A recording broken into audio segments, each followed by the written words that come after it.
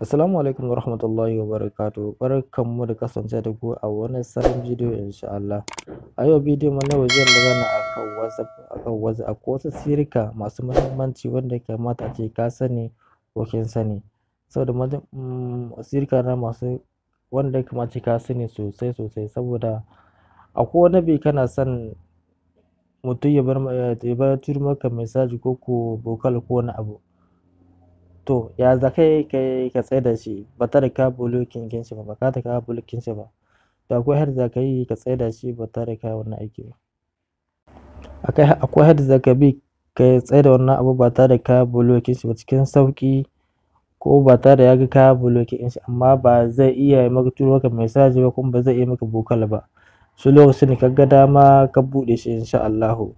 A yau shine za mu koya maku kuma da yadda mutum ba zai iya saka a group ba tare da yana da lambar ka ba kuna mu'amala da shi.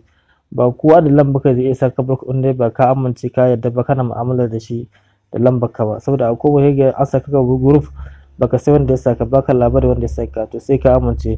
To ga yadda za ka yi ka tsaida mutum ba tare da ya turo maka message ba insha Allah. Ga yadda za ka yi. Idan ka shigo WhatsApp a haka, za ka taɓa lambar mutum ka danne ta sosai. Idan ka danne ta zai baka wannan, sai ka taɓa wannan na ƙasa. Idan kai ma za ka taɓi wannan abin aro gashi sai ka taɓa shi.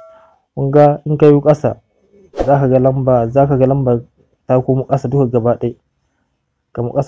ɗaya, kamar haka. Kun ga ga ta komo ga ita ƙasar ƙasa, ita zama ka. In ka san ka maido shi sai ka taɓa haka. In ka taɓa sai ka danne, in ka danne sai ka ya koma can.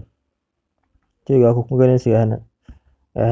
In ka san kamar da sai ka ƙara danne shi kuma sai ka danne sai ka taɓa alamar micro gashi. Shikenan ya koma lafiya lau. Hakan za ka cike in ka ga lokacin ka ga dama.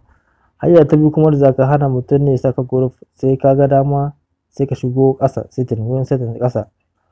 In ka setting sai ka shiga sama can na sama wurin alamar kili wannan, sai ka yi ƙasa wannan gashi na ƙasa wannan gashi sai ka taɓa shi. Sai ka taɓa na tsakiyar nan, sai ka taɓa wannan wuri. To haka mutum ba zai iya saka a group ba, sai ka amince, sai ka san kowa ya saka a group. Ba kowa zai saka group ba saboda wannan na abu yana da muhimmanci. Sai ka kana zaman ka sai group ya haɗu maka baka san wanda ya saka ba. To ta haka za ka hana a saka group, sai ka yarda, sai ka amince ga wanda ya saka a group, ga wane ne ka san ko wane ne kuma ya gaya maka da cewa ya saka a group. To shine wannan sirrika ma inda ka ce ka sani cikin sauƙi insha Allahu. A yau wannan shine bidiyon mun kawo muku. Bidiyon mu shine na yau insha Allahu.